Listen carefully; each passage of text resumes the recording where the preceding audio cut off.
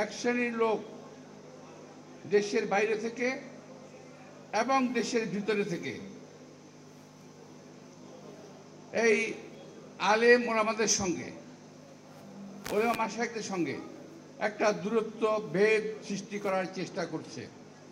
এটুকু শুধুমাত্র আপনারা খেয়াল রাখবেন যে এই বিভেদ কিন্তু বিএনপির সঙ্গে ওলামা মাশায়েখদের নয়। এই বিভেদ সৃষ্টির মাধ্যমে যে ফাটল সৃষ্টি হবে, এই ফাটল দিয়ে কিন্তু বিদেশি শক্তি প্রবেশ করবে, দেশটাকে ধ্বংস করার চেষ্টা করবে। আর এখন একটা নতুন স্লোগান বেরিয়েছে দেখলাম ইদানিং, আমি সেটা নিয়ে সমালোচনা করব না। আপনার সেই স্লোগান দুটির সম্বন্ধে একটু সাবধান থাকবেন। আজকে পত্রিকায় এসেছে, ওই স্লোগান দুটি দেখলাম, আমিও বুঝি না এটা অর্থ কী।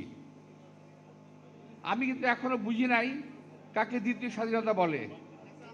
আমি এখনো বুঝতে পারি নাই কি বলে দ্বিতীয় সেকেন্ড রিপাবলিক কি বলে, আমি বুঝি নাই। আপনারা বুঝেছেন কি জানি না। অর্থাৎ একটা উছিলা ধরে